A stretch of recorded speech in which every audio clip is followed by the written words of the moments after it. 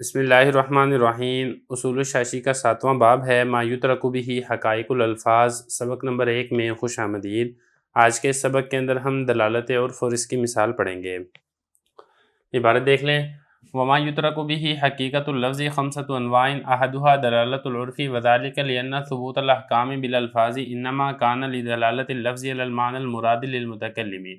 فاذا كان المعنى متعارفا بين الناس كان ذلك المعنى المتعارف دليلا على أنه هو المراد به ظاهرا فيترتب عليه الحكم. مثله لو حلف لا يشتري راسا فهو على ما تعارفه الناس فلا يحنث براس العصفور والحمامة، وكذلك لو حلف لا يأكل بيضا كان ذلك على المتعارف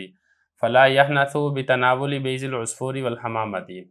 ترجمہ دیکھ لیں، فصل ہے ان چیزوں کے بارے میں کہ لفظ کے حقیقی معنی کو ان کے ذریعے سے ترک کر دیا جاتا ہے۔ وہ چیزیں کہ جس کے ذریعے سے لفظ کی حقیقت کو ترک کر دیا جاتا ہے 5 قسموں پر ہے۔ نمبر 1 دلالت عرف، اور وہ اس لیے کہ حکم کا ثبوت لفظ کے ذریعے سے وہ تو لفظ کے اس معنی پر دلالت کرنے کی وجہ سے ہوتا ہے جو معنی متکلم کے نزدیک مراد ہوتا ہے۔ اگر معنی لوگوں کے درمیان مشہور ہو تو یہی معنی جو لوگوں کے درمیان متعارف یعنی مشہور ہے تو دلیل ہوگا اس بات پر کہ یہی معنی مرادی ہے ظاہری طور پر، لہٰذا حکم اسی کے اوپر مرتب ہوگا۔ اس کی مثال ہے جیسا کہ اگر کسی نے قسم اٹھائی کہ وہ رأس نہیں خریدے گا تو یہ لوگوں کے درمیان متعارف کے اوپر محمول ہوگا، لہذا چڑیا کے سر اور کبوتر کے سر خریدنے سے وہ حانث نہیں ہوگا۔ اسی طریقے سے اگر اس نے قسم اٹھائی کہ وہ انڈا نہیں کھائے گا تو یہ متعارف کے اوپر محمول ہوگا، لہذا حانث نہیں ہوگا چڑیا کا انڈا کھانے سے اور اسی طریقے سے کبوتری کا انڈا کھانے سے۔ عبارت ہو چکی ہے، ترجمہ ہو چکا ہے، اب چلتے ہیں اس کی تشریح کی طرف۔ دیکھیں یہ فصل ہے، اس فصل کے اندر مصنف رحمہ اللہ تعالیٰ نے ان قرائن کو بیان کیا ہے جن کی وجہ سے لفظ کی حقیقت کو چھوڑ دیا جاتا ہے اور معنی مجازی کے اوپر عمل کیا جاتا ہے۔ یہ قرائن کل 5 قسم کے اوپر ہیں۔ ان قرائن میں سے جو پہلا قرینہ ہے وہ ہے دلالت عرف۔ دلالت عرف ہوتا کیا ہے اور اس کا حکم کیا ہے اور اس کی مثالیں کیا ہیں وہ ہم آج کے سبق کے اندر پڑھیں گے۔ لیکن جو ترک حقیقت کا پہلا قرینہ ہے وہ ہے دلالت عرف۔ دلالت عرف کا مطلب یہ ہے کہ کوئی لفظ حقیقی معنی کے بجائے معنی مجازی کے اندر کسی عرف عام کی وجہ سے یا عرف خاص کی وجہ سے لوگوں کے درمیان متعارف یعنی مشہور ہو جائے، اس وقت لفظ کا حقیقی معنی چھوڑ کر مجازی معنی ہی مراد لیا جاتا ہے۔ لفظ کا حقیقی معنی چھوڑ کر مجازی معنی مراد لینے کی دلیل یہ ہے کہ جو احکام کا ثبوت ہے وہ لفظ کے ذریعے سے ہوتا ہے اور لفظ اس معنی پر دلالت کرتا ہے جو معنی متکلم کے نزدیک مراد ہوتا ہے، یعنی متکلم کی مراد جو معنی ہوتا ہے لفظ اس معنی پر دلالت کرتا ہے۔ تو جب لفظ کا معنی لوگوں کے درمیان کوئی ایک خاص معنی لوگوں کے درمیان متعارف اور مشہور ہو گیا ہے تو لفظ کا اس معنی پر لوگوں کے درمیان مشہور ہونا یہی اس بات کی دلیل ہے کہ متکلم کی مراد بھی یہی مشہور معنی ہے، حقیقی معنی متکلم کے نزدیک مراد نہیں ہے، لہٰذا حکم بھی اسی مشہور اور متعارف معنی کے اوپر ہی مرتب ہوگا، حقیقی معنی کے اوپر حکم کا ترتب نہیں ہوگا۔ اب ذرا اس کی عبارت دیکھ لیں، فرما رہے ہیں ما یعنی وہ قرائن کہ یترکو بہ جن قرائن یا قرینوں کے پائے جانے کی وجہ سے لفظ کے حقیقی معنی کو چھوڑ دیا جاتا ہے۔ خمسۃ عنوان وہ 5 قسم کے اوپر ہیں۔ احدھا ان قرائن میں سے جو پہلا قرینہ ہے وہ ہے دلالت عرف۔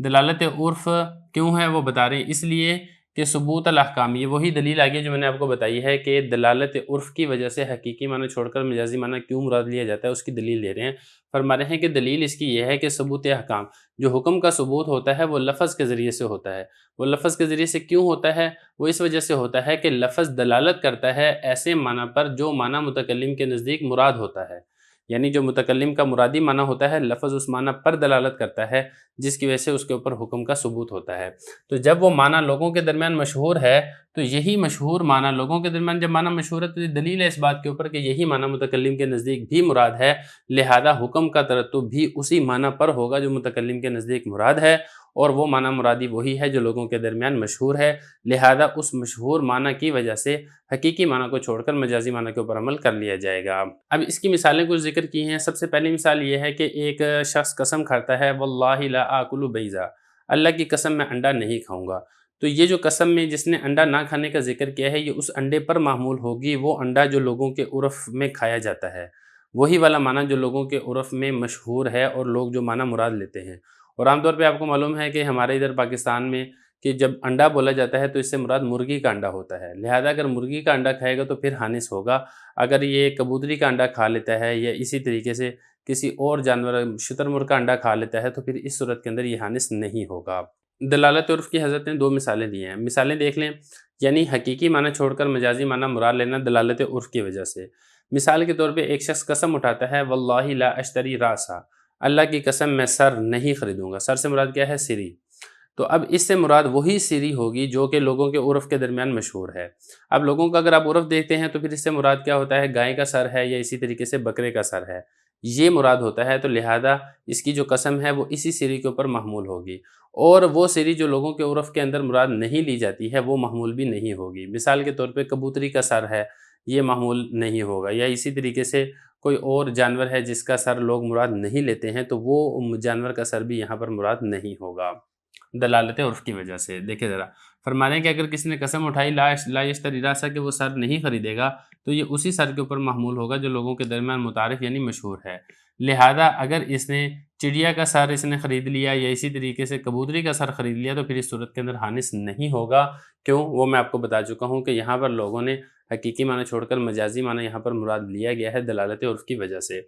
وَكَذَلِكَ لَوْ حَلَفَ، اسی طریقے سے دوسری اس کی مثال دے رہے ہیں کہ دلالت عرف کی وجہ سے حقیقی معنی چھوڑ کر مجازی معنی مراد لیا جاتا ہے۔ ایک آدمی قسم اٹھاتا ہے واللہ لا آکل بیضا، اللہ کی قسم میں انڈا نہیں کھاؤں گا، تو اس سے وہی والا انڈا مراد ہوگا جو لوگوں کے درمیان مشہور و معروف ہے، اور آپ کو معلوم ہے کہ مشہور و معروف وہ مرغی کا انڈا ہے۔ لہذا اگر کوئی مرغی کے انڈے کے بجائے اگر کوئی کبوتری کا انڈا کھا لیتا ہے یا چڑیا کا انڈا کھا لیتا ہے تو پھر اس صورت کے اندر بھی یہ حانث نہیں ہوگا۔ دیکھیں یہ فرما رہے ہیں وَكَذَلِكَ لَوْ حَلَفَ، اسی طریقے سے اگر اس نے قسم اٹھائی کہ لا یاکل بیضا کہ وہ انڈا نہیں کھائے گا تو یہ بھی لوگوں کے درمیان اسی انڈے پر معمول ہوگا جو لوگوں کے درمیان متعارف اور مشہور ہے، لہذا یہ حانث نہیں ہوگا عصفور چڑیا کا انڈا کھانے کی وجہ سے، حمامہ اور کبوتری کا انڈا کھانے کی وجہ سے۔ بسم اللہ الرحمن الرحیم۔ اصول الشاشی کا 7واں باب ہے ما یترک بہ حقائق الالفاظ، سبق نمبر 2 میں خوش آمدید۔ آج کے سبق کے اندر ہم یہ پڑھیں گے کہ ترک حقیقت سے مجاز لازم ہے، یہ ضروری نہیں ہے۔ عبارت دیکھ لیں، وَبِهَذَا ظَهَرَ أَنَّ تَرْكَ الْحَقِيقَةِ لَا يُوجِبُ الْمَصِيرَ إِلَى الْمَجَازِ بَلْ جَازَ أَن تَثْبُتَ بِهِ الْحَقِيقَةُ الْقَاصِرَةُ وَمِثَالُهُ تَقْيِيدُ الْعَامِ بِالْوَازِ وَكَذَلِكَ لَوْ نَظَرَ حَجًّا وَمَشِيًّا إِلَى بَيْتِ اللَّهِ تَعَالَى أَوْ أَن يَضْرِبَ بِثَوْبِهِ حَتِيمَ الْكَعْبَةِ يَلْزَمُهُ الْحَجُّ بِأَفْعَالٍ مَعْلُومَةٍ لِوُجُودِ الْعُرْفِ۔ ترجمہ دیکھ لیں، اور اس سے یہ والی بات بھی ظاہر ہوگی کہ حقیقت کے ترک کرنے سے واجب نہیں آتا ہے مجاز کی طرف جانا، بلکہ جائز ہے کہ اس سے حقیقت قاصرہ ثابت ہو، اور اس کی مثال عام کو بعض افراد کے ساتھ مقید کرنا ہے۔ اور اسی طریقے سے اگر نظر مانی حج کی یا بیت اللہ کی طرف چلنے کی یا اپنے کپڑے کو حتیم کعبہ کے ساتھ مارنے کی تو لازم ہو جائے گا حج افعال معلومہ کے ساتھ عرف کے پائے جانے کی وجہ سے۔ عبارت ہو چکی ہے، ترجمہ ہو چکا ہے، اب چلتے ہیں اس کی تشریح کی طرف۔ دیکھیں یہاں سے مصنف رحمہ اللہ تعالیٰ ایک فائدہ بیان کر رہے ہیں کہ جو ہم نے پہلے 2 مثالیں پڑھی تھی ان میں سے ایک مثال تھی کہ میں سر نہیں خریدوں گا، دوسری مثال تھی کہ میں انڈا نہیں کھاؤں گا۔ یہ جو 2 مثالیں ہیں اس سے یہ والی بات واضح ہو رہی ہے کہ حقیقت اگر حقیقی معنی متروک ہو جاتا ہے تو اس سے یہ والی بات لازم اور ضروری نہیں ہے کہ مجازی معنی ہی مراد ہوگا، بلکہ حقیقت قاصرہ بھی مراد ہو سکتی ہے۔ اب یہاں پہ سوال ہی پیدا ہوتا ہے کہ حقیقت قاصرہ کیا ہے؟ دیکھیں حقیقت قاصرہ یہ ہے کہ جو حقیقت کے افراد ہیں ان میں سے بعض افراد مراد لے لیے جائیں اور بعض افراد مراد نہ ہوں، اس کو حقیقت قاصرہ کہا جاتا ہے، اور عام کو اس کے بعض افراد کے ساتھ خاص کر لیا جائے، یہ حقیقت قاصرہ کہلاتی ہے۔ جیسا کہ گزشتہ مثالیں ہم نے دیکھی تھی اس میں ہم نے راس بول کر، اب راس تو عام تھا، ہر قسم کے سر کو شامل تھا، ہر جانور کے سر کو شامل تھا، لیکن ہم نے اس سے گائے بھینس اور بکری کا سر مراد لیا تھا، تو یہ حقیقت قاصرہ ہے کہ بعض افراد مراد لیے گئے ہیں اور بعض افراد کو ترک کر دیا گیا ہے۔ اسی طریقے سے بیضا یعنی انڈا کیا ہے کہ ہم نے مرغی کا یا بطخ کا انڈا مراد لیا تھا، جو باقی انڈے تھے وہ ہم نے مراد نہیں لیے تھے، تو بعض افراد مراد لیے گئے ہیں، بعض افراد کو ترک کر دیا گیا ہے، اس لیے اس کو حقیقت قاصرہ کہا جاتا ہے کہ یعنی حقیقت کے افراد میں سے بعض افراد کو اس معنی کے ساتھ خاص کر لیا جائے۔ اب ذرا عبارت دیکھیں، وَبِهَذَا ظَهَرَ، اور اس سے یہ والی بات بھی ظاہر ہوگی ہے کہ حقیقی معنی ترک کرنے سے واجب نہیں آتا ہے معنی مجازی کی طرف جانا یا معنی مجازی کی طرف پھرنا، بلکہ جائز ہے کہ اس لفظ سے ثابت ہو حقیقت قاصرہ۔ وَمِثَالُهُ تَقْيِيدُ الْعَامِ بِالْبَعْضِ، اب حقیقت قاصرہ کی مثال کیا ہے؟ مثال یہ ہے کہ عام کو اس کے بعض افراد کے ساتھ مقید کر لینا، بعض افراد کے ساتھ اس کو خاص کر لینا۔ آگے دیکھیں، وَكَذَلِكَ لَوْ نَظَرَ حَجًّا أَوْ مَشِيًّا إِلَى بَيْتِ اللَّهِ تَعَالَى، مصنف رحمہ اللہ تعالیٰ دلالت عرف کی وجہ سے حقیقی معنی چھوڑ کر مجازی معنی مراد لینے کی تیسری مثال یہاں سے ذکر کر رہے ہیں۔ دیکھیں مثال یہ ہے کہ ایک آدمی نظر مانتا ہے واللہ ان احجا، یعنی اللہ کی قسم میں حج کروں گا، یا وہ یہ کہتا ہے للہ ان امشی الی بیت اللہ تعالی، اللہ کے لیے میں بیت اللہ کی طرف چلوں گا، یا وہ یہ کہتا ہے للہ ان اضرب بثوبی حتیم الکعبہ، اللہ کے لیے میں اپنے کپڑے سے حتیم کعبہ کو ماروں گا، یعنی حتیم کعبہ سے اپنا کپڑا میں ٹچ کروں گا۔ وہ ان الفاظ کے ذریعے سے نظر مانتا ہے تو ان تینوں صورتوں میں اس کے ذمے بیت اللہ کا حج کرنا یہ لازم اور ضروری ہو جائے گا، کیونکہ لوگوں کے عرف میں مذکورہ یہ جو الفاظ ہیں ان سے بیت اللہ کا حج ہی مراد ہوتا ہے، یعنی جو مخصوص افعال ہیں اس کے ذریعے سے جو حج شرعی کیا جاتا ہے وہ مراد ہوتا ہے۔ لہذا یہ الفاظ بول کے اب وہ یہ کہے کہ میری مراد صرف حج کا قصد کرنا تھا، یا بیت اللہ کی طرف چلنا تھا، یا یہ تھا کہ میری مراد یہ تھی کہ میں حتیم کعبہ پر کپڑا لگاؤں گا، یہ والا معنی مراد نہیں ہوگا، کیونکہ لوگوں کے عرف کی وجہ سے یہاں پر حقیقی معنی کو ترک کر کے مجازی معنی یعنی حج بیت اللہ مخصوص افعال کے ساتھ یہ مراد لیا گیا ہے۔ تو عبارت دیکھیں، فرما رہے ہیں اسی طریقے سے اگر اس نے نظر مانی حج کی، یا اس نے یہ کہا نظر مانی بیت اللہ کی طرف جانے کی، یا اس نے نظر مانی کہ میں اپنے کپڑے سے حتیم کعبہ کو مس کروں گا، تو اس کو حج لازم ہو جائے گا افعال معلومہ کے ساتھ لوجود العرفی، کیونکہ یہاں پہ عرف پایا جا رہا ہے۔ تو جب عرف پایا جا رہا ہے تو حقیقی معنی مراد نہیں ہوگا بلکہ اس کا مجازی معنی مراد ہوگا۔ تو یہ دلالت عرف یہاں پر مکمل ہو گیا۔ اب اس کے بعد جو اگلی ہے دوسری قسم ہے وہ انشاءاللہ اگلے سبق کے اندر پڑھیں گے۔ بسم اللہ الرحمن الرحیم۔ اصول الشاشی کا 7واں باب ہے ما یترک بہ حقائق الالفاظ، سبق نمبر 3 میں خوش آمدید۔ آج کے سبق کے اندر ہم نفس کلام کی دلالت کے بارے میں پڑھیں گے۔ عبارت دیکھ لیں، وثانی کا تترک الحقیقت بدلالت فی نفس الکلام مثالہ اذا قال کل مملوک لی فہو حر لم یعتق مکاتبوہ ولا من اعتق بعضہ الا اذا نوى دخولهم لأن لفظ المملوک مطلق يتناول المملوک من كل وجہ والمکاتب ليس بمملوک من كل وجہ ولہذا لم يجوز تصرفه فيه ولا يحل له وطء المکاتبۃ ولو تزوج المکاتب بنت مولاه ثم مات المولى وورثته البنت لم يفسد النکاح وإذا لم يكن مملوكا من كل وجه لا يدخل تحت لفظ المملوك المطلق وهذا بخلاف المدبر وأم الولد فإن الملك فيها كامل ولذا حل وطء المدبرة وأم الولد وإنما النقصان في الرق من حيث أنه يزول بالموت لا محالة۔ ترجمہ دیکھ لیں، دوسرا وہ مقام جہاں پر حقیقت کو ترک کر دیا جاتا ہے ایسی دلالت کی وجہ سے جو نفس کلام میں ہوتی ہے۔ اس کی مثال یہ ہے کہ جب اس نے یہ کہا کل مملوک لی فہو حر،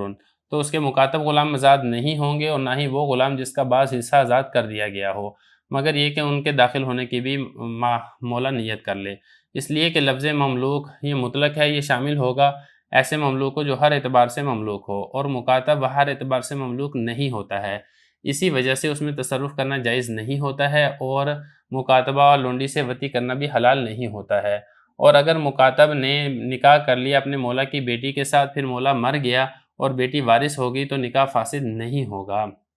اور جب مملوک ہر اعتبار سے نہیں ہے تو پھر داخل نہیں ہوگا مملوک مطلق لفظ کے تحت، اور یہ والا مسئلہ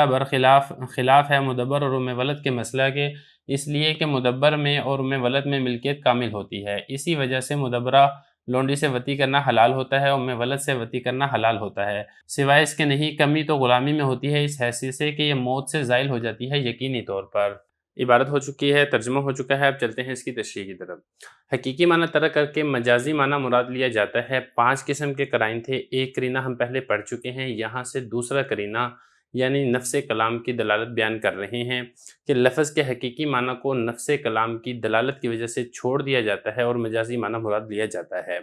یعنی خود کلام کے اندر ہی ایک ایسا قرینہ موجود ہوتا ہے جو اس بات پر دلالت کرتا ہے کہ اس لفظ کا حقیقی معنی اس کو ترک کر دیا گیا ہے، حقیقی معنی یہاں پر مراد نہیں ہے۔ دیکھیں ذرا، یہ بتا رہے ہیں وثانی قد تترک الحقیقت بدلالت فی نفس الکلامی، یعنی دوسری قسم جب حقیقت کو ترک کر دیا جاتا ہے ایسی دلالت کی وجہ سے فی نفس الکلامی جو نفس کلام کے اندر موجود ہوتی ہے۔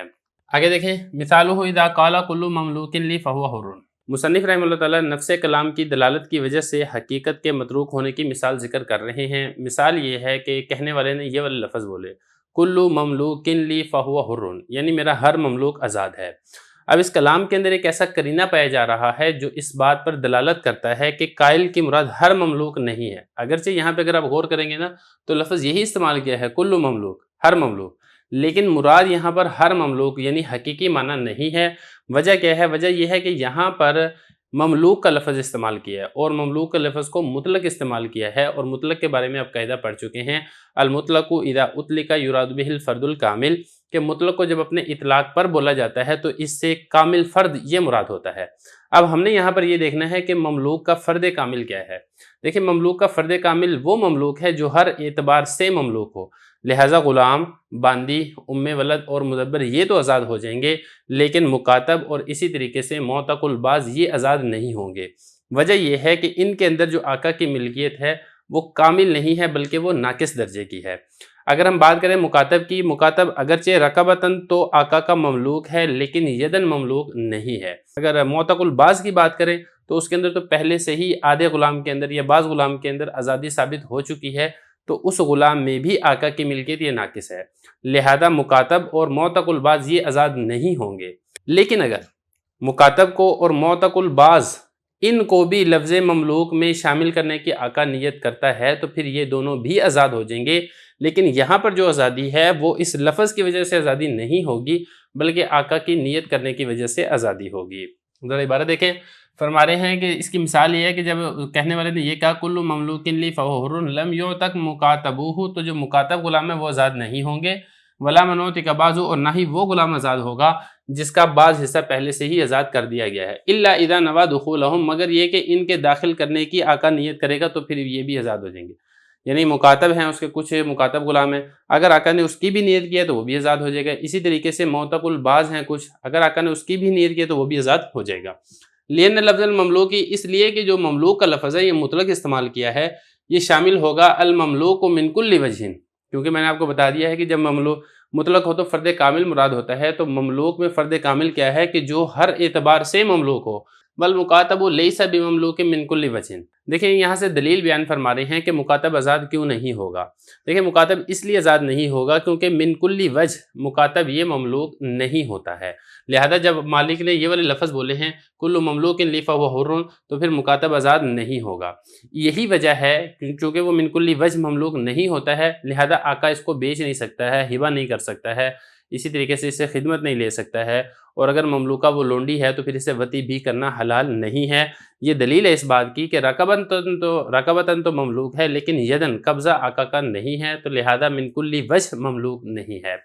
دیکھیں یہی بتا رہے ہیں والمکاتب لیس بمملوک من کل وجہ، جو مکاتب غلام ہے وہ من کل وجہ ہر اعتبار سے مملوک نہیں ہوتا ہے، اسی وجہ سے آقا کا اس کے اندر تصرف بھی جائز نہیں ہے، اس کو ہبہ نہیں کر سکتا، اس سے خدمت وغیرہ بھی نہیں لے سکتا ہے۔ ولا یحل لہ وطی المکاتبہ، اور آقا کے لیے حلال نہیں ہے مکاتبہ لونڈی سے وطی کرنا۔ کیوں؟ وجہ وہی ہے کہ چونکہ یہاں پہ من کل وجہ ملکیت ثابت نہیں ہو رہی ہے۔ اس کے بعد آگے دیکھیں ولو تزوج المکاتب بنت مولاہ۔ دیکھیں یہاں سے ایک تفریح بیان کر رہے ہیں اس بات کے اوپر کہ جو مکاتب ہے اس کے اندر آقا کی ملکیت کامل درجے کی نہیں ہوتی ہے۔ تفریح یہ ہے کہ مکاتب نے آقا کی بیٹی کے ساتھ نکاح کر لیا۔ اب دیکھیں مکاتب یہ ہے، غلام تو آقا کا ہی ہے نا، آقا کی بیٹی کا تو غلام نہیں ہے، لہذا بیٹی کے ساتھ اس نے غلام نے نکاح کر لیا تو نکاح تو ہو گیا، لیکن اس کے بعد یہ تھا کہ جو آقا تھا یعنی جو اس کا مولا تھا وہ فوت ہو گیا۔ اب فوت ہونے کے بعد جو ملکیت پہلے آقا کی تھی وہ اب ملکیت آقا کی بیٹی یعنی جو اس کی بیوی ہے اس کی آ گئی، اور شرعی اصول اور ضابطہ یہ ہے کہ بیوی اگر خاوند کی مالک بن جائے تو نکاح فسخ ہو جاتا ہے، لیکن اس کیس کے اندر نکاح فسخ اس لیے نہیں ہوگا کیونکہ یہاں پر جو غلام ہے مکاتب اس کے اندر ملکیت کامل درجے کی نہیں ہے، ملکیت باپ کی بھی کامل درجے کی یعنی جو بیٹی کا باپ تھا اس کی کامل درجے کی نہیں تھی، اب باپ کے انتقال کے بعد بیٹی جو کہ اس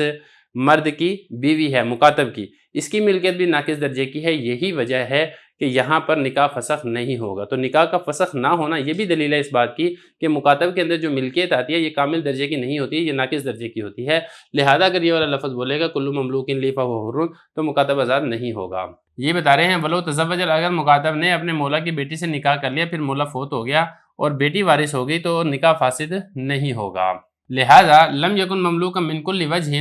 جب مکاتب من کل وجہ مملوک نہیں ہے تو لہذا لفظ مملوک جو کہ مطلق ذکر کیا گیا ہے اس کے تحت مکاتب بھی داخل نہیں ہوگا اور مکاتب بھی آزاد نہیں ہوگا۔ لیکن جو مدبر ہے اور ام ولد ہے ان دونوں کے اندر جو آقا کی ملکیت ہے یہ کامل درجے کی ہوتی ہے، رقبتاً بھی آقا مالک ہوتا ہے اور یدن بھی آقا مالک ہوتا ہے، آقا ان کے اندر تصرف کر سکتا ہے، تو لہذا یہ دونوں آزاد ہو جائیں گے۔ یہ بتا رہے ہیں وَهَذَا بِخِلَافِ الْمُدَبَّرِ وَأُمِّ الْوَلَدِ، یہ مسئلہ یعنی یہ جو مکاتب ہے یہ مدبر اور ام ولد کے برعکس ہے، کیونکہ اگر مدبر ہے یا ام ولد اس کے ہیں تو پھر یہ دونوں آزاد ہو جائیں گے۔ وجہ یہ ہے کہ ملکیت جو ہے اس کے اندر کامل درجے کی ہوتی ہے، مدبر میں بھی اور ام ولد میں بھی۔ مدبرہ میں کامل درجے کی ملکیت ہونے کی ایک دلیل اور بھی ہے کہ مدبرہ اگر لونڈی ہے تو اسے وطی کرنا حلال ہے، تو وطی کرنا حلال یہ بھی دلیل ہے اس بات کی کہ مدبرہ میں آقا کی ملکیت کامل درجے کی ہے، اس کے برعکس مکاتبہ کے اندر وطی کرنا حلال نہیں تھی۔ اس سے بھی پتہ چلتا ہے کہ مکاتبہ کے اندر ملکیت کامل درجے کی نہیں تھی، اور اسی طریقے سے ولد سے بھی وطی کرنا حلال ہے۔ وَإِنَّمَا النُّقْصَانُ فِي الرِّقِّ مِنْ حَيْثُ أَنَّهُ يَزُولُ بِالْمَوْتِ لَا مَحَالَةَ۔ دیکھیں یہ ایک اعتراض اور اس کا جواب ہے۔ اعتراض یہاں پر یہ ہوتا ہے کہ مدبر اور ولد میں جب آپ یہ کہہ رہے ہیں کہ آقا کی ملکیت کامل ہے تو ان کو کفارے میں آزاد کرنا صحیح ہونا چاہیے، کفارے میں یہ والے غلام اگر آزاد کر دیں تو آزادی ٹھیک ہو، کفارہ درست ہونا چاہیے، لیکن آپ خود ہی یہ کہتے ہیں کہ کفارے کے اندر ولد اور مدبرہ کو آزاد کرنا جائز اور درست نہیں ہے۔ تو اس کا جواب یہاں پر یہ دیا جا رہا ہے کہ دیکھیں مدبر اور ولد میں دو حیثیتیں ہیں۔ ایک حیثیت یہ والی ہے کہ آیا آقا کی ملکیت ان پر کامل درجے کی ہے یا نہیں ہے،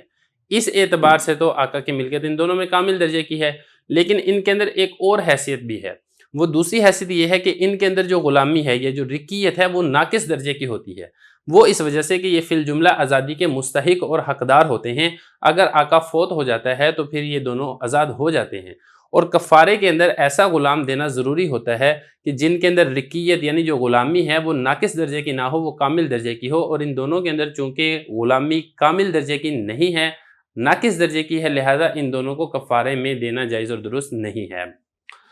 فرما رہے ہیں وَإِنَّمَا النُّقْصَانُ فِي الرِّقِّ، جو ان کے اندر نقصان اور کمی ہے وہ تو رقیت یعنی غلامی کے اندر ہے، اس حیثیت سے کہ ان کی جو غلامی ہے وہ آقا کی موت سے یقینی طور پر زائل ہو جاتی ہے، اسی وجہ سے ان کو کفارے کے اندر نہیں دیا جا سکتا ہے۔ وگرنہ اگر یہ والی حیثیت دیکھی جائے کہ آیا آقا کی ملکیت ان میں کامل درجے کی ہے یا نہیں ہے، تو آقا کی ملکیت ان دونوں میں بالیقین کامل درجے کی موجود ہے۔ بسم اللہ الرحمن الرحیم۔ اصول الشاشی کا 7واں باب ہے ما یترک بہ حقائق الالفاظ، سبق نمبر 4 میں خوش آمدید۔ آج کے سبق کے اندر ہم مدبر، مکاتب اور ولد ان میں کیا فرق ہے یہ پڑھیں گے۔ عبارت دیکھ لیں۔ وعلی هذا قلنا اذا اعتق المکاتب عن کفارت یمینہ او ظہارہ جاز ولا یجوز فیہما اعتاق المدبر الولد،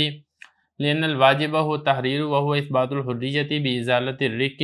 فإذا كان الرق في المكاتب كاملا كان تحريره تحريرا من جميع الوجوه، وفي المدبر الولد لما كان الرق ناقصا لا يكون التحرير تحريرا من كل الوجوه۔ ترجمہ دیکھ لیں۔ اسی بنا پر ہم نے کہا کہ جب آزاد کیا مکاتب کو کفارہ یمین یا کفارہ زہار سے تو جائز ہے، اور جائز نہیں ہے ان دونوں میں مدبر کو آزاد کرنا اور ولد کو آزاد کرنا، اس لیے کہ واجب وہ آزاد کرنا ہے، اور تحریر یہ حریت کو ثابت کرنا ہوتا ہے رقیت کے ازالے کے ساتھ، اور جب رقیت یعنی غلامی مکاتب میں کامل درجے کی ہے تو اس کا آزاد کرنا بھی آزاد کرنا ہوگا من جمیع الوجوہ، اور مدبر اور ولد میں جب غلامی ناقص درجے کی ہے تو آزاد کرنا من کل الوجوہ نہیں ہوگا۔ عبارت ہو چکی ہے، ترجمہ ہو چکا ہے، اب چلتے ہیں اس کی تشریح کی طرف۔ دیکھیں گزشتہ سبق کے اندر ہم نے یہ والی بات پڑھی تھی کہ جب اس نے یہ کہا تھا کل مملوک لی فہو حر، تو وہاں پر ہم نے یہ والی بات پڑھی تھی کہ دیکھیں جو مکاتب ہے وہ تو آزاد نہیں ہوگا، لیکن جو مدبر ہے اور ولد ہے وہ دونوں آزاد ہو جائیں گے، اور وجہ ہم نے یہاں پر یہ پڑھی تھی کہ آقا کی ملکیت مدبر اور ولد کے اندر وہ کامل درجے کی ہے، جبکہ اس کے برعکس مکاتب کے اندر آقا کی جو ملکیت ہے وہ کامل درجے کی نہیں ہے، ناقص درجے کی ہے۔ یہاں سے فرق بیان کریں، پھر اس کے بعد وہ ایک مثال آئی تھی کفارے والی کہ کفارے کے اندر اگر مکاتب کو آزاد کرتے ہیں تو کفارہ درست ہو جائے گا، لیکن اگر کفارے کے اندر مدبر اور ولد کو آزاد کرتے ہیں تو کفارہ درست نہیں ہوگا۔ تو فرق بیان کر رہے ہیں، کچھ فرق گزشتہ سبق میں آ گیا تھا، کچھ تھوڑا سا فرق آپ یہاں پہ سمجھ لیں۔ دیکھیں دو حیثیتیں ہیں، ایک حیثیت تو ہے کہ آقا کی ملکیت، اور دوسری حیثیت ہے کہ غلامی کامل درجے کی ہے یا ناقص درجے کی ہے۔ اگر تو آپ یہ والی بات کرتے ہیں نا کہ آقا کی ملکیت، تو آقا کی ملکیت کے اعتبار سے جو مکاتب ہے وہ آقا کی اس میں ملکیت ناقص درجے کی ہے، کامل درجے کی نہیں ہے، جبکہ اس کے برعکس مدبر اور ولد کے اندر آقا کی ملکیت کامل درجے کی ہے۔ لیکن اگر بات کی جائے غلامی کی، غلامی کس میں کامل درجے کی ہے اور کس میں ناقص درجے کی ہے، تو یہاں پہ معاملہ بالکل برعکس ہے۔ غلامی کے اعتبار سے جو مکاتب ہے اس کے اندر غلامی کامل درجے کی ہے، جبکہ مدبر اور ولد کے اندر جو غلامی ہے وہ کامل درجے کی نہیں ہے، وہ ناقص درجے کی ہے۔ وجہ یہی ہے کہ یہاں پر یہ دونوں آزادی کے مستحق ہیں، اگر آقا فوت ہو جاتا ہے تو یہ دونوں آٹومیٹکلی آزاد ہو جائیں گے، تو چونکہ ان کے اندر جو غلامی ہے وہ کامل درجے کی نہیں ہے، لہذا ان دونوں غلاموں کو کفارے کے اندر دینا جائز اور درست نہیں ہوگا، جبکہ اس کے برعکس مکاتب کے اندر جو غلامی ہے وہ کامل درجے کی ہے۔ غلامی سے مراد کیا؟ رقیت، وہ کامل درجے کی ہے، لہذا اگر مکاتب کو کفارہ یمین یا کفارہ ظہار میں دیا جائے گا تو پھر یہ کفارہ جائز اور درست ہو جائے گا۔ یہی بتا رہے ہیں وَعَلَى هَذَا قُلْنَا، اسی بنا پر ہم نے کہا جب مکاتب کو آزاد کیا ہے کفارہ یمین یا کفارہ ظہار سے تو جائز ہے، اور یہ دونوں جائز نہیں ہیں، یعنی کفارہ یمین اور کفارہ ظہار میں مدبر اور ام ولد کا اطاق یعنی آزاد کرنا جائز نہیں ہے۔ کیوں؟ وجہ کیا ہے؟ واجب جو ہے نا کفارے کے اندر واجب ہوتا ہے تحریر، آزادی، اور تحریر کس کو کہتے ہیں؟ تحریر کہتے ہیں حریت کو ثابت کرنا رقیت کے زائل کرنے کے ساتھ۔ تو جب رقیت کامل درجے کی ہوگی تو اس کے مقابلے میں حریت وہ بھی کامل درجے کی آئے گی، اور اگر رقیت ناقص درجے کی ہے تو پھر جو چیز زائل کی جا رہی ہے وہ ناقص درجے کی ہے، تو پھر یہاں پہ جو حریت آ رہی ہے وہ بھی ناقص درجے کی آئے گی۔ یہ کہہ رہے ہیں کہ جو تحریر ہے وہ مطلب ہے اس کا اثبات حریت رقیت کو زائل کرنے کے ساتھ، تو جب رقیت مکاتب میں کامل درجے کی ہے تو اس کی آزادی بھی وہ آزادی ہوگی من جمیع الوجوہ تمام اعتبار سے، اور مدبر اور ام ولد کے اندر جب رقیت ناقص درجے کی ہے تو ان کی جو آزادی ہے وہ آزادی کامل درجے کی نہیں ہوگی، یا پھر آپ دوسرے لفظ میں یہ کہیں کہ من کل الوجوہ وہ آزادی بھی نہیں ہوگی۔ بسم اللہ الرحمن الرحیم۔ اصول الشاشی کا 7واں باب ہے ما یترک بہ حقائق الالفاظ، سبق نمبر 5 میں خوش آمدید۔ آج کے سبق کے اندر ہم سیاق کلام کی دلالت کے بارے میں پڑھیں گے۔ عبارت دیکھ لیں، وَالثَّالِثُ قَدْ تُتْرَكُ الْحَقِيقَةُ بِدَلَالَةِ سِيَاقِ الْكَلَامِ قَالَ فِي السِّيَرِ الْكَبِيرِ إِذَا قَالَ الْمُسْلِمُ لِلْحَرْبِيِّ انزل كَانَ آمِنًا وَلَوْ قَالَ انزل إِن كُنتَ رَجُلًا فَنَزَلَ لَا يَكُونُ آمِنًا وَلَوْ قَالَ الْحَرْبِيُّ الْأَمَانَ الْأَمَانَ فَقَالَ الْمُسْلِمُ الْأَمَانَ الْأَمَانَ كَانَ آمِنًا وَلَوْ قَالَ الْأَمَانَ سَتَعْلَمُ مَا تَلْقَى غَدًا وَلَا تَعْجَلْ حَتَّى تَرَى فَنَزَلَ لَا يَكُونُ آمِنًا۔ اور تیسرا قرینہ کبھی حقیقت کو ترک کیا جاتا ہے سیاق کلام کی دلالت کی وجہ سے۔ سیر کبیر میں کہا ہے جب مسلمان نے حربی سے کہا انزل تو اسے امن ہوگی، اور اگر اسے یہ کہا انزل ان کنت رجلا پھر وہ اتر آیا تو اسے امن حاصل نہیں ہوگی، اور اگر حربی نے یہ کہا الامان الامان تو مسلمان نے آگے سے کہا الامان الامان تو اسے امن حاصل ہوگی، اور اگر مسلمان نے یہ کہا الامان ستعلم ما تلقى غدا ولا تعجل حتى ترى پھر وہ حربی اتر آیا تو اسے امان حاصل نہیں ہوگی۔ عبارت ہو چکی ہے، ترجمہ ہو چکا ہے، اب چلتے ہیں اس کی تشریح کی طرف۔ دیکھیں تیسرا قرینہ بیان کیا جا رہا ہے جس کی وجہ سے حقیقی معنی کو چھوڑ کر مجازی معنی کو اختیار کیا جاتا ہے۔ یہ جو تیسرا قرینہ ہے یہ ہے سیاق کلام کی دلالت۔ اب سیاق کلام کا مطلب کیا ہے؟ اس کا مطلب یہ ہے کہ متکلم کلام سے پہلے یا کلام کے بعد کوئی ایسا لفظی قرینہ ذکر کر دے کہ وہ قرینہ اس بات پر دلالت کرتا ہو کہ یہاں پر کلام کا حقیقی معنی مراد نہیں ہے بلکہ مجازی معنی مراد ہے۔ اس قسم کے قرینہ کو سیاق کلام کا قرینہ کہا جاتا ہے، سیاق کلام کی دلالت کہا جاتا ہے، جس کی وجہ سے حقیقی معنی کو ترک کر کے مجازی معنی کو اختیار کیا جاتا ہے۔ دیکھیں ذرا یہ بتا رہے ہیں وثالث تو تیسرا قرینہ وہ ہے کبھی حقیقت کو ترک کیا جاتا ہے سیاق کلام کی دلالت کی وجہ سے۔ اس کے بعد آگے دیکھیں سیر کبیر میں امام محمد رحمۃ اللہ علیہ نے فرمایا، دیکھیں یہ جو تیسری قسم کی دلالت ہے سیاق کلام کی دلالت، اس کے اوپر مثالیں ذکر فرما رہے ہیں۔ پہلی مثال امام محمد رحمۃ اللہ علیہ نے ذکر کی ہے سیر کبیر کتاب میں۔ اس میں یہ ہے کہ مسلمانوں نے محاصرہ کیا ہوا تھا کسی قلعے کا، کافروں کے قلعے کا، اور پھر مسلمان نے اوپر کوئی کافر تھا چھت کے اوپر، قلعے کی فصیل کے اوپر یا چھت پر یا کھڑکی پہ، اس کو کہہ دیا انزل۔ اب دیکھیں یہ جو انزل کا لفظ ہے یہ حقیقی معنی امان دینے کے لیے استعمال کیا جاتا ہے، تو اگر تو وہ نیچے اتر آتا ہے تو اس کو امان حاصل ہوگی، لیکن اگر مسلمان نے صرف انزل نہیں کہا بلکہ انزل کے ساتھ یہ بھی کہہ دیا انزل ان کنت رجلا، نیچے اتر اگر تو واقعی مرد ہے، تو اب اگر وہ نیچے اترے گا تو پھر انزل کا جو حقیقی معنی ہے امان وہ یہاں پہ مراد نہیں ہوگا، کیونکہ یہاں پر کلام کے اندر ایک ایسا قرینہ پایا جا رہا ہے جس کی وجہ سے انزل کا جو حقیقی معنی ہے اس کو ترک کر دیا گیا ہے۔ اور وہ قرینہ کیا ہے؟ قرینہ یہ ہے کہ انزل کے فوراً بعد ان کنت رجلا کا لفظ ذکر کیا گیا ہے، اور ان کنت رجلا کا مجازی معنی یہاں پر کیا ہے؟ زجر و توبیخ معنی ہے، مطلب یہ ہے کہ اس کو ڈرایا اور دھمکایا جا رہا ہے کہ اگر تو نیچے اترا تو تیری خیر نہیں ہوگی، تو لہذا اس وقت یہاں پر وہ امان دینے والے معنی کے اندر یہ استعمال نہیں ہوگا، اور اگر وہ نیچے اترے گا تو اس کو امان بھی حاصل نہیں ہوگی۔ مثال دیکھیں، فرمایا کہ امام محمد رحمۃ اللہ نے سیر کبیر میں فرمایا مسلمان نے جب حربی سے یہ کہا نا انزل پھر وہ اتر آتا ہے، انزل کے بعد نا اصل میں اس کی جزا بھی محذوف ہے، فنازلہ وہ نیچے اترا ہے، کانا آمنا تو اس کو امان حاصل ہوگی، اور اگر مسلمان نے یہ کہا انزل ان کنت رجلا فنازلہ پھر وہ اترا ہے لا یکون آمنا پھر اس کو امان حاصل نہیں ہوگی۔ سیاق کلام کی دلالت کی دوسری مثال دی ہے کہ حربی نے یہ کہا الامان الامان، وہی بات ہے کہ مسلمانوں نے قلعے کا محاصرہ کیا ہوا تھا، اب اوپر سے کوئی حربی کافر تھا، اس نے مسلمان کو دیکھ کر یہ کہا الامان الامان، یعنی یہ کہ میں نیچے آنا چاہتا ہوں مجھے تم امان دے دو۔ اب مسلمان نے اس کے جواب میں کہہ دیا الامان الامان، تو اب یہاں پر اس کا حقیقی معنی مراد ہوگا، مطلب یہ کہ اگر وہ نیچے اتر آئے گا تو اس کو امان حاصل ہوگی اور مسلمانوں کے لیے اس کو نقصان پہنچانا یا قتل کرنا جائز نہیں ہوگا۔ لیکن اگر حربی نے یہ کہا تھا نا الامان الامان، اور مسلمان نے اس کے جواب میں یہ نہیں کہا الامان الامان، بلکہ کیا کہا الامان ستعلم ما تلقى غدا ولا تعجل حتى ترى، اس کا ترجمہ دیکھ لیں تاکہ بات سمجھنی آسان ہو جائے۔ الامان، تو امان طلب کرتا ہے، ستعلم ان قریب، تو جان لے گا ما تلقى غدا، تیرے ساتھ کل کیا پیش آئے گا، ولا تعجل، اور تو جلدی نہ کر، حتى ترى، یہاں تک کہ تو دیکھ نہ لے۔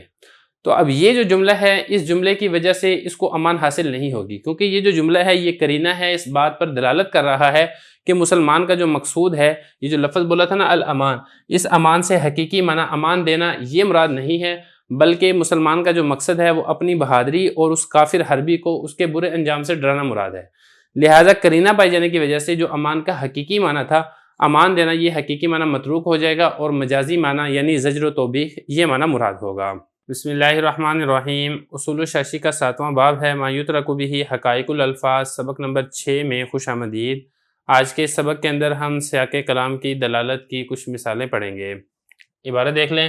ولو قال اشتر لی جاریۃ لتخدمنی فاشترى العمیاء ابش اللہ لا یجوز، ولو قال اشتر لی جاریۃ حتی اعطاها فاشترى اختہ من الرضاء لا یکون عن الوکل، وعلى هذا قلنا في قوله علیہ السلام اذا وقع الذباب في طعام احدکم فانقلوه ثم انقلوه فإن في إحدى جناحيه داء وفي الأخرى دواء وإنه ليقدم الداء على الدواء، دل سياق الكلام على أن المقل لدفع الأذى عنا لا لأمر تعبدي حقا للشرع فلا يكون للإيجاب۔ ترجمہ دیکھ لیں، اور اگر اس نے یہ کہا کہ میرے لیے لونڈی خریدو تاکہ وہ میری خدمت کرے، اس نے اندھی لونڈی خرید لی یا اپاہج لونڈی خرید لی تو جائز نہیں ہے، اور اگر اس نے یہ کہا کہ میرے لیے لونڈی خریدو تاکہ میں اس سے وطی کروں، اس نے اس کی رضائی بہن کو خرید لیا تو یہ خریدنا موکل کی جانب سے نہیں ہوگا۔ اسی بنا پر ہم نے کہا نبی کریم صلی اللہ علیہ وسلم کے اس قول کے بارے میں، جب مکھی تم میں سے کسی ایک کے کھانے میں گر جائے تو تم اسے ڈبو دو، پھر اسے نکال دو، اس لیے کہ اس کے دو پروں میں سے ایک میں بیماری ہے اور دوسرے میں دوا ہے، اور وہ بیماری والے پر کو دوا پر مقدم کرتی ہے۔ کلام کا چلاؤ دلالت کرتا ہے اس بات پر کہ اس کو ڈبونا بیماری کو ہم سے دور کرنے کے لیے ہے، شرعی عبادت کے طور پر شریعت کے حق کی وجہ سے نہیں ہے، لہذا یہ ایجاب کے لیے بھی نہیں ہوگا۔ عبارت ہو چکی ہے، ترجمہ ہو چکا ہے، اب چلتے ہیں اس کی تشریح کی طرف۔ گزشتہ سبق میں ہم نے سیاق کلام کی دلالت کے بارے میں تفصیل سے پڑھ لیا تھا، اس کی مثال بھی آ چکی تھی۔ آج کے سبق کے اندر اسی سے متعلقہ کچھ مثالوں کو ذکر کر رہے ہیں۔ پہلی مثال یہاں پر یہ ذکر کی ہے کہ ایک شخص نے دوسرے کو وکیل بنایا کہ تم میرے لیے لونڈی خرید کر لاؤ تاکہ وہ میری خدمت کرے۔ اب جو وکیل تھا وہ لونڈی کون سے خرید کر لاتا ہے؟ لونڈی خرید کر لاتا ہے اندھی یا اپاہج لونڈی خریدتا ہے، تو یہ جو باندھی ہے یہ موکل کے لیے نہیں ہوگی اور یہ وکیل کی اپنی طرف سے ہی خریداری سمجھی جائے گی۔ اب یہاں پہ سمجھنے کی بات یہ ہے کہ دیکھیں، یہ جو لونڈی کا لفظ ہے یہ اس کا حقیقی معنی تو یہ ہے کہ ہر قسم کی لونڈی کو یہ شامل اور عام ہو، اور کوئی سی بھی لونڈی خرید کر لا لی جائے تو وہ موکل کی جانب سے ہونی چاہیے۔ لیکن یہ جو جاریہ ہے اس کا حقیقی معنی متروک ہے، کیوں؟ کیونکہ کلام کا چلاؤ دلالت کرتا ہے، سیاق کلام، کیونکہ اس سے آگے خود لتخدمنی کا لفظ یہاں پر ذکر ہے جو یہ بتا رہا ہے کہ ہمیں ہر قسم کی لونڈی نہیں چاہیے، بلکہ وہ لونڈی چاہیے جو ہماری خدمت کرے۔ تو اب مطلب یہ بنے گا کہ جاریہ سے حقیقی معنی ہر قسم کی لونڈی یہ مراد نہیں ہوگا، بلکہ وہ مخصوص لونڈی مراد ہوگا جو کہ خدمت کرنے کے قابل اور خدمت کی صلاحیت رکھتی ہو۔ تو جب ایسی لونڈی لائے گا تو پھر تو وہ موکل کی جانب سے ہوگی، اور اگر اندھی لے آئے، اب اندھی ظاہر ہے وہ تو خود محتاج ہے، یا اسی طریقے سے اپاہج ہے وہ خود محتاج ہے، وہ آقا کی کیسے خدمت کر سکے گی؟ لہذا یہ جو خریداری ہے یہ موکل کی جانب سے نہیں ہوگی۔ یہاں پر جو حقیقی معنی ہے وہ سیاق کلام کی دلالت کی وجہ سے چھوڑ دیا گیا ہے۔ عبارت دیکھیں، فرمایا کہ اگر اس نے یہ کہا وکیل سے کہ میرے لیے لونڈی خریدو تاکہ وہ میری خدمت کرے، اس نے یا اندھی لونڈی خرید لی، ابش اللہ، یا پھر اپاہج لونڈی خرید لی، لا یجوز، تو یہ خریداری جائز نہیں ہے، مطلب یہ کہ موکل کی جانب سے نہیں ہوگی۔ دوسری مثال دیکھیں، ولو قال اشتر لی جاریۃ حتی اطاعها،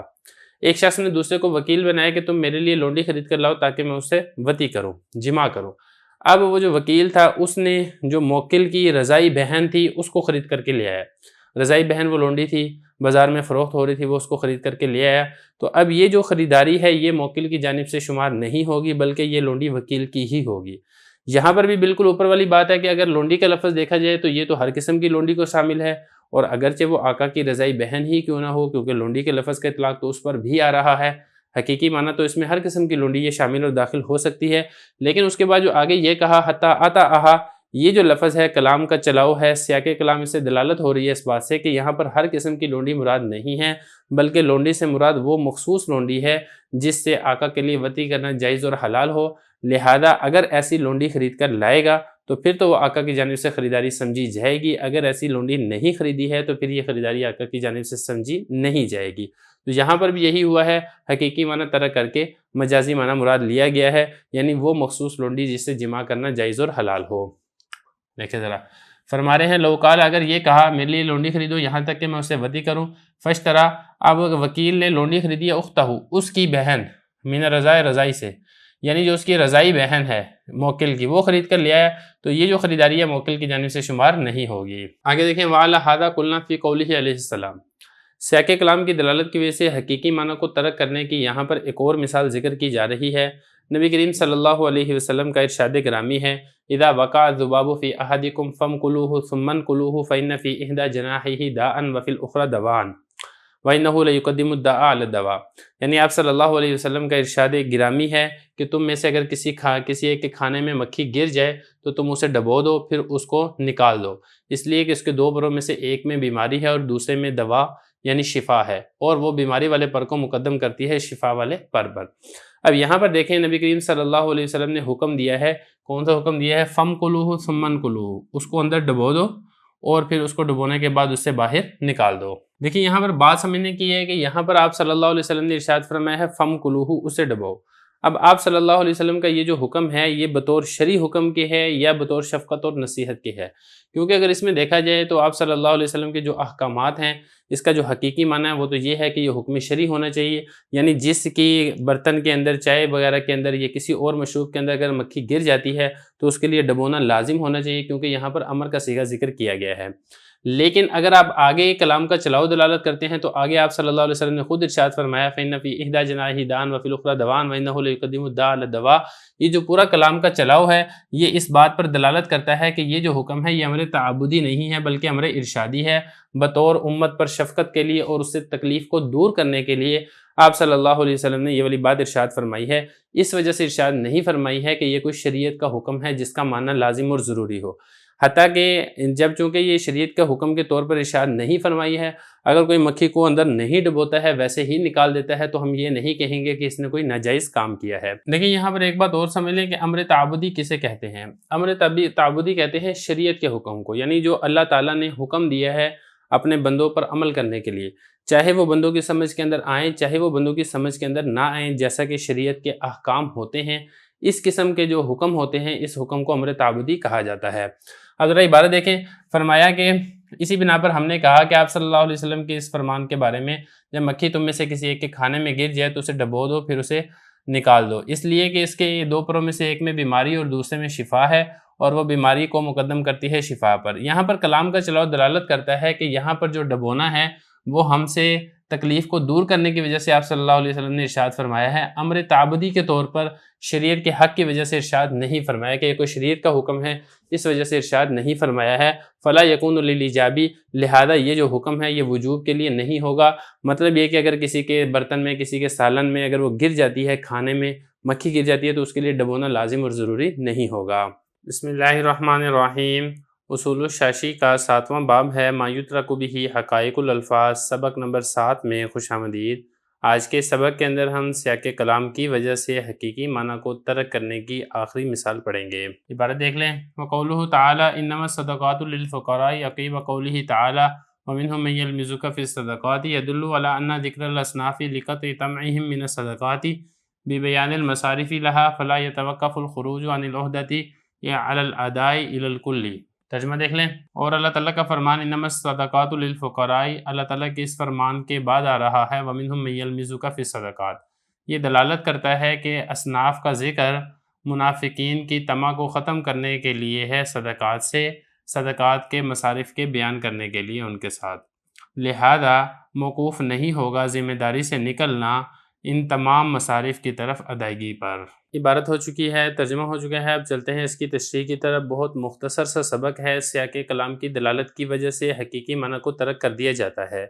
سیاق کلام ہوتا کیا ہے، اس کی دلالت کیا ہوتی ہے اور اس کی مثالیں کیا ہیں ساری تفصیل گزشتہ اسباق میں گزر چکی ہے۔ آج کے سبق کے اندر سیاق کلام کی دلالت کی وجہ سے حقیقی معنوں کو ترک کرنے کی آخری مثال ذکر کی جا رہی ہے۔ دیکھیں اللہ تعالیٰ نے فرمایا ہے انما الصدقات للفقراء والمساکین والعاملین علیہا، پوری آیت ہے، اس میں جو زکوٰۃ ہے اس کے کل 8 مصارف ذکر کیے ہیں۔ اب یہاں پر سوال ہی پیدا ہوتا ہے کہ جو زکوٰۃ کی ادائیگی ہے وہ ان 8 مصارف پر خرچ کرنا ضروری ہے یا کسی ایک مصرف کو دے دی جائے تو زکوٰۃ ادا ہو جائے گی؟ تو دیکھیں یہ اختلافی مسئلہ ہے۔ شوافی کا مذہب یہ ہے، امام شافعی رحمۃ اللہ علیہ کے نزدیک ان 8 مصارف کو زکوٰۃ دینا لازم اور ضروری ہے، اور یہ جو 8 مصارف ہیں ان 8 مصارف کے کم از کم 3 افراد کو دینا لازم اور ضروری ہے۔ کسی ایک مصرف میں اگر آپ زکوٰۃ دیں گے تو زکوٰۃ آپ کی ادا نہیں ہوگی، یا اسی طریقے سے کسی 8 مصارف کے کسی ایک فرد کو دے دی، 2 فرد کو دے دی تو تب بھی آپ کی زکوٰۃ ادا نہیں ہوگی۔ شوافی دیکھیں یہاں پر یہ کہتے ہیں کہ انما الصدقات للفقراء، یہاں پر دیکھیں یہ جو لام ہے نا للفقراء والمساکین، جو باقی سارے اسم ہیں اس کا عطف ہے فقراء کے اوپر، اور فقراء کے شروع میں لام داخل ہے، اس لام کی وجہ سے یہ لام آگے سارے معطوفات کے اوپر بھی داخل ہے۔ تو دیکھیں اسے پتہ یہ چلتا ہے لام استحقاق کا ہے، یعنی زکوٰۃ کا حق ان 8 مصارف کا ہے۔ اور پھر یہاں پر دیکھیں یہ جو 8 قسمیں ہیں ان کو اللہ تعالیٰ نے جمع کے صیغے کے ساتھ ذکر کیا ہے، اور جمع کا جو کم از کم افراد ہے وہ 3 ہوتے ہیں، لہذا 8 قسموں پر دینا ضروری ہے، اور 8 قسموں کے کم از کم 3 افراد کو دینا لازم اور ضروری ہے۔ جبکہ اس کے برعکس امام اعظم ابو حنیفہ رحمۃ اللہ علیہ کے نزدیک ان 8 مصارف کو دینا ضروری نہیں ہے، بلکہ ان 8 مصارف میں سے کسی ایک مصرف میں آپ نے زکوٰۃ دے دی ہے تو آپ کی زکوٰۃ ادا ہو جائے گی، اور چاہے ایک فرد کو دی ہو تب بھی ادا ہو جائے گی، 2 فرد کو دی ہو، 3 فرد کو دی ہو تو تب بھی آپ کی زکوٰۃ ادا ہو جائے گی۔ دیکھیں شافعیہ کا جواب دیتے ہوئے حنفیہ یہ کہتے ہیں کہ آپ نے جو یہ کہا کہ للفقراء والمساکین والعاملین علیہا، ان سب کے اوپر جو شروع میں لام داخل ہے اور استحقاق والا معنی ہے، یعنی 8 مصارف مستحق ہیں اور 8 مصارف کو دینا لازم اور ضروری ہے، یہ اس کا حقیقی معنی ہے، اور اس حقیقی معنی کو سیاق کلام کی دلالت کی وجہ سے ترک کر دیا گیا ہے۔ سیاق کلام سے کیسے پتہ چلتا ہے کہ حقیقی معنی کو ترک کر دیا گیا ہے؟ تو دیکھیں یہ والی جو آیت ہے انما الصدقات للفقراء، اسے آپ پیچھے دیکھتے ہیں تو پیچھے کیا ہے، وَمِنْهُمْ مَن يَلْمِزُكَ فِي الصَّدَقَاتِ فَإِنْ أُوتُوا مِنْهَا رَضُوا وَإِن لَّمْ يُؤْتَوْا مِنْهَا إِذَا هُمْ يَسْخَطُونَ، یعنی منافقین میں سے بعض ایسے ہیں جو آپ صلی اللہ علیہ وسلم پر صدقات کے بارے میں عیب لگاتے ہیں، الزام لگاتے ہیں۔ اگر ان کو اس صدقات میں سے دے دیا جاتا ہے تو وہ راضی ہو جاتے ہیں، اگر ان کو نہیں دیا جاتا ہے تو وہ ناراض ہوتے ہیں۔ اب یہ دیکھیں اس آیت کے فوراً بعد آگے اللہ تعالیٰ نے زکوٰۃ و صدقات کے جو مستحقین ہیں وہ ذکر کر دیے ہیں۔ تو زکوٰۃ و صدقات کے جو مستحقین ذکر کر کے جو مقصد ہے وہ یہ ہے، منافقین کی طمع، امید اور لالچ اس کو ختم کرنا، یہ مقصد ہے کہ یہ جو صدقات ہیں ان صدقات میں سے منافقین تمہارا کوئی حصہ نہیں ہے، اور مصارف زکوٰۃ بیان کرنے کا جو مقصد ہے وہ مقصد بھی یہی ہے کہ منافقین کی طمع اور امید کو ختم کرنا ہے۔ آیت میں یہ بتانا مقصد نہیں ہے کہ ان تمام قسموں کو صدقات دینا واجب ہے، اور ہر قسم کے 3 افراد کو دینا کم از کم یہ لازم اور ضروری ہے۔ تو یہی وجہ ہے کہ استحقاق والا معنی جو شوافی کا مستدل ہے، اس کو دلالت کلام، سیاق کلام کی دلالت کی وجہ سے ترک کر دیا گیا ہے۔ ذرا عبارت دیکھیں، اللہ تعالیٰ کا فرمان انما الصدقات للفقراء، یہ اللہ تعالیٰ کے اس فرمان کے بعد میں آ رہا ہے، پیچھے آ رہا ہے، وَمِنْهُمْ مَن يَلْمِزُكَ فِي الصَّدَقَاتِ، یہ دلالت کرتا ہے کہ جو اصناف کا ذکر ہے، یہ جو 8 قسمیں ہیں نا، قسم کی جمع اقسام، صنف کی جمع اصناف، بات ایک ہی ہے، 8 قسمیں، یہ 8 اصناف کا جو ذکر ہے یہ منافقین کی طمع کو ختم کرنے کے لیے ہے صدقات سے۔ کیسے ختم کیا ہے؟ بِبَيَانِ الْمَصَارِفِ لَهَا، کہ اللہ تعالیٰ نے زکوٰۃ کے جو مصارف ہیں وہ بیان کر دیے ہیں، لہذا موقوف نہیں ہوگا ذمے سے نکلنا۔ دیکھیں زکوٰۃ جب کسی کے ذمے میں لازم ہو جاتی ہے تو ذمے سے یہ خروج کب ہوتا ہے، ذمے سے کب نکلتی ہے؟ جب زکوٰۃ ادا کر دی جائے گی۔ تو بتا رہے ہیں کہ جو زکوٰۃ کی جو ادائیگی ہے جس سے انسان بری و ذمہ ہو جاتا ہے، عہدہ کا مطلب کیا ہے؟ ذمے سے جو نکلنا ہے یا بری و ذمہ ہونا ہے، یہ موقوف نہیں ہوگا تمام مصارف کی طرف زکوٰۃ کی ادائیگی پر، کہ تمام مصارف میں آپ زکوٰۃ ادا کریں گے تو تب آپ بری و ذمہ ہوں گے، جیسا کہ شوافی کہتے ہیں۔ حنفیہ کہتے ہیں کہ ایسا نہیں ہے۔ کیسے پتہ چلا ایسا نہیں ہے؟ سیاق کلام کی دلالت کی وجہ سے۔ بسم اللہ الرحمن الرحیم۔ اصول الشاشی کا 7واں باب ہے ما یترک بہ حقائق الالفاظ، سبق نمبر 8 میں خوش آمدید۔ آج کے سبق کے اندر ہم حقیقت کو چھوڑنے کا چوتھا قرینہ دلالت من قبل المتکلم کے بارے میں پڑھیں گے۔ والرابع کا تترک الحقیقت بدلالت من قبل المتکلم، مثالہ قولہ تعالی فمن شاء فلیؤمن ومن شاء فلیکفر، وذلک لأن اللہ تعالی حکیم والکفر قبیح والحکیم لا یأمر بہ फ़युतरकु दलालतुल लफ्ज़ि अलल अम्रि बिहिकमतिल आमिरी व अला हाज़ा क़ुल्ना इज़ा वक्कल बिशराइल लहमी फ़इन कान मुसाफ़िरन नज़ला अला तरीक़ि फ़हुवा अलल मतबूख़ि अव अलल मशविय्यि व इन कान साहिब मंज़िलिन फ़हुवा अलन निजी। तर्जुमा देख लें।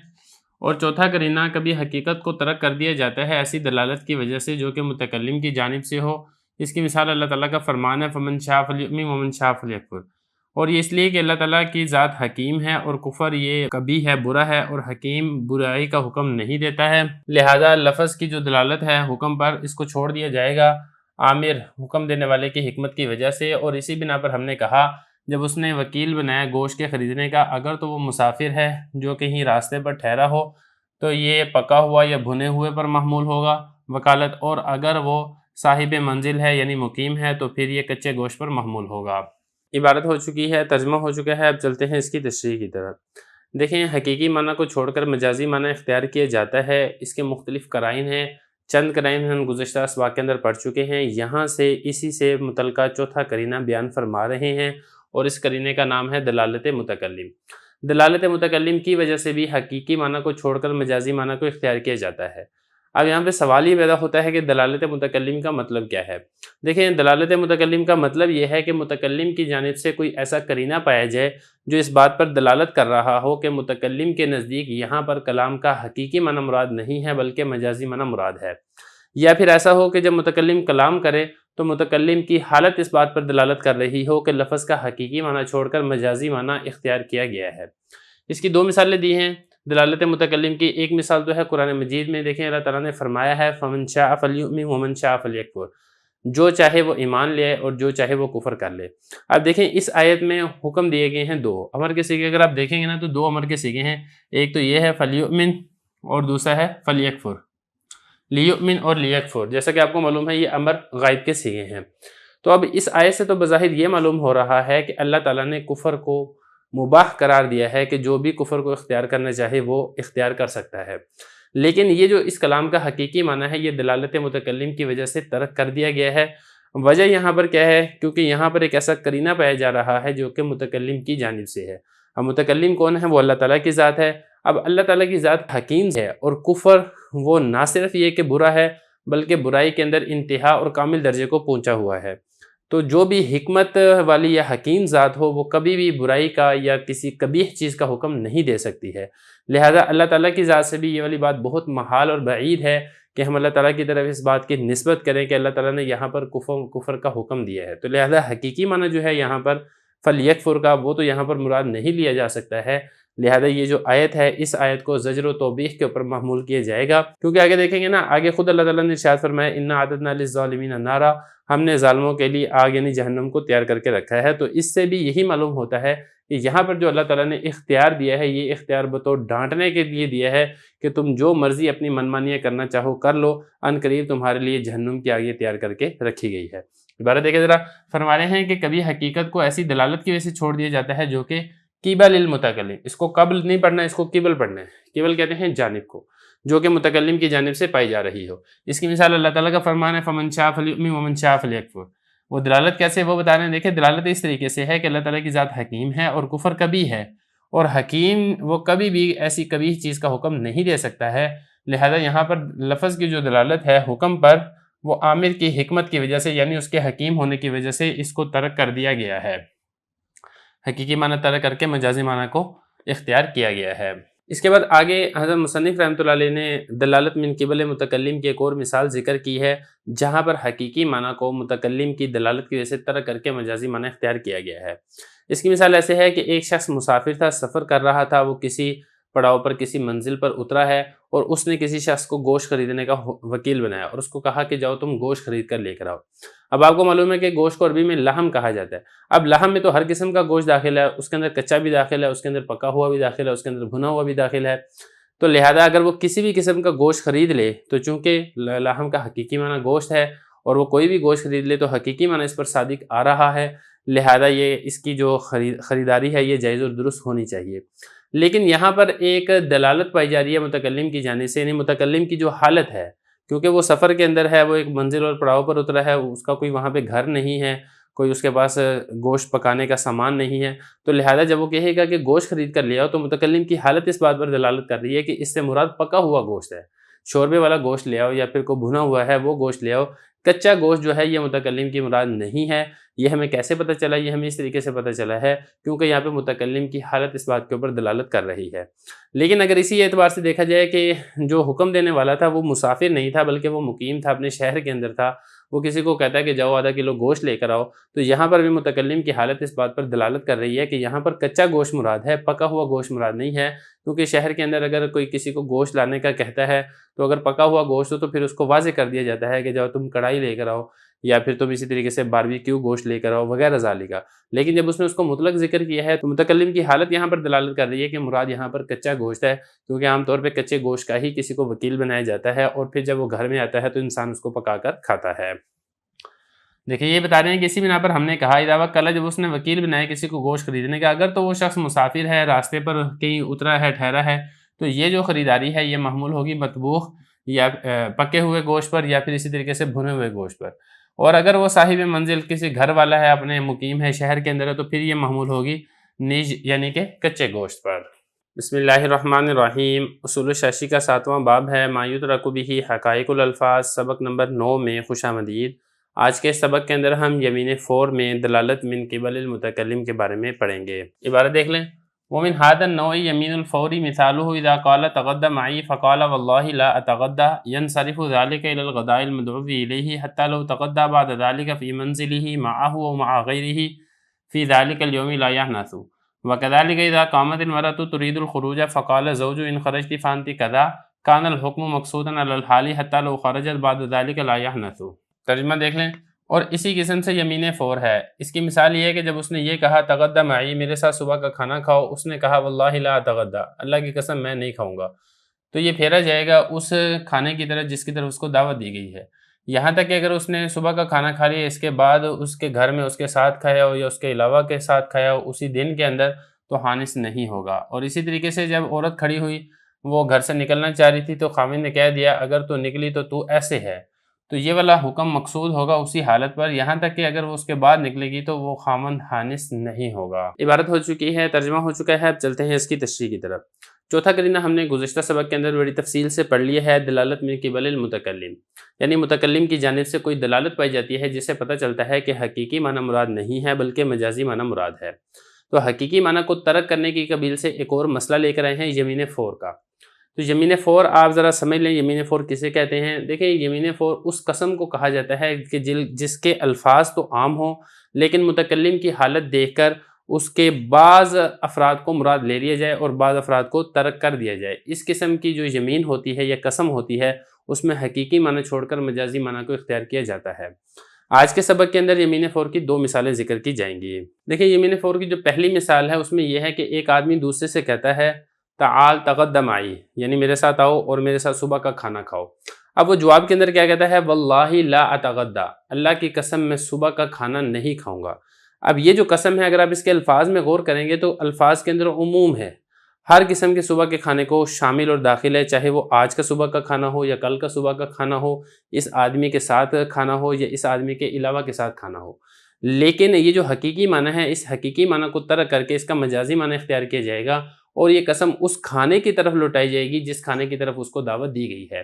لہذا اگر اس نے کسی اور دن کے اندر کھانا کھا لیا، صبح کا کھانا کھا لیا، اسی کے ساتھ کھایا یا کسی اور کے ساتھ کھایا، یا پھر اسی کے ساتھ اسی دن کھانا کھا لیا لیکن اس کھانے کو نہیں کھایا جس کھانے کی طرف اس کو دعوت دی ہے، مثال کے طور پہ دوسرے کمرے میں جا کر کھانا کھا لیا، چاہے اس کے ساتھ کھایا ہو چاہے کسی اور کے ساتھ کھایا ہو، تو پھر اس صورت کے اندر یہ حانث نہیں ہوگا، کیونکہ اگر آپ حقیقی معنی دیکھتے ہیں تو حقیقی معنی کے اندر تو عموم ہے، قسم کھانے والا جب بھی صبح کا کھانا کھائے اس کو حانث ہو جانا چاہیے، لیکن یہ جو عمومی والا معنی ہے یہ متکلم کی جانب سے دلالت پائی جانے کی وجہ سے اس حقیقی معنی کو ترک کر دیا گیا ہے۔ ظاہر ہے کہ جب صبح کا کھانا تیار ہے، ناشتہ اس نے منگوایا ہے، نان چنے اس نے منگوائے ہیں، نہاری اس نے منگوائی ہے، اب وہ کہتا ہے کہ آؤ میرے ساتھ ناشتہ کر لو، تو اب یہ اسی ناشتے کی بات ہوگی جو اس نے اس کے لیے تیار کیا ہے، اور اس سے وہ والا ناشتہ مراد، اور وہ جو آگے سے کہتا ہے کہ میں ناشتہ نہیں کروں گا تو وہ بھی اسی ناشتے کے بارے میں کہہ رہا ہے کہ جو ناشتہ اس کے لیے منگوایا گیا ہے۔ تو لہذا جو عموم تھا الفاظ کے اندر، اس عموم کو اس متکلم کی جو حالت ہے جو دلالت کر رہی ہے کہ تمام صبح کے کھانے مراد نہیں ہے بلکہ یہ مخصوص کھانا مراد ہے، لہذا اسی مخصوص کھانے کے اوپر ہی قسم محمول ہوگی، اور اس کے علاوہ وہ کوئی اور کھانا کھا لیتا ہے، ناشتہ کر لیتا ہے، اس کے ساتھ کرتا ہے، کسی اور کے ساتھ کرتا ہے، تو اس صورت میں حانث نہیں ہوگا۔ عبارت دیکھ لیں، فرما رہے ہیں کہ اسی قسم سے یمین فور ہے۔ اس کی مثال کیا ہے؟ جب اس نے یہ کہا تغدی معی، میرے ساتھ صبح کا کھانا یعنی ناشتہ کرو، اس نے کہا واللہ لا اتغدی، اللہ کی قسم میں کھانا نہیں کھاؤں گا صبح کا، تو یہ والی جو قسم ہے اس کو پھیرا جائے گا الی الغداء المدعو الیہ، اس صبح کے کھانے کی طرف جس کی طرف اس کو دعوت دی گئی ہے۔ حتیٰ کہ اگر اس نے کھانا کھا لیا اس کے علاوہ، اس کے بعد کھانا کھا لیا، اسی کے گھر میں کھانا کھایا، چاہے اس کے ساتھ کھایا ہو چاہے اس کے علاوہ کے ساتھ کھایا ہو، اسی دن میں ہی اگرچہ کھا لیا ہو تو حانث نہیں ہوگا، یعنی کہ قسم نہیں ٹوٹے گی۔ اس کے بعد مصنف رحمۃ اللہ علیہ نے یمین فور کی دوسری مثال ذکر کی ہے۔ اس میں مثال یہ ہے کہ عورت تیار تھی، وہ گھر سے باہر نکلنا چاہ رہی تھی، تو خاوند نے اس سے کہا کہ اذا خرجت فانت طالق، اگر تو گھر سے باہر نکلی تو تجھے طلاق ہے۔ اب یہاں پہ دیکھیں طلاق کو معلق کیا گیا ہے خروج پر، اور خروج میں اگر آپ دیکھتے ہیں تو الفاظ عموم ہیں، اس وقت نکلے اس کو بھی شامل اور داخل ہے، اور اس کے علاوہ کسی اور وقت نکلے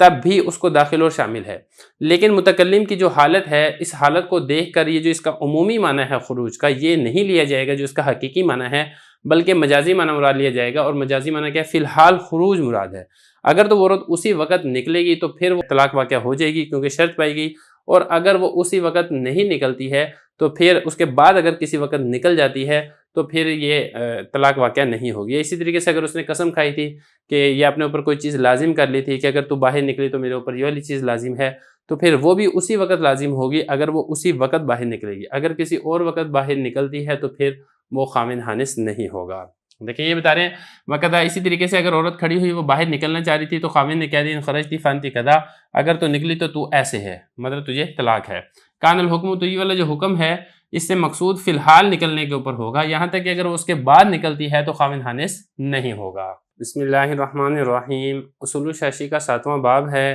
ما یترک بہ حقائق الالفاظ، سبق نمبر 10 میں خوش آمدید۔ آج کے اس سبق کے اندر ہم دلالت محل کلام کے بارے میں پڑھیں گے۔ عبارت دیکھ لیں،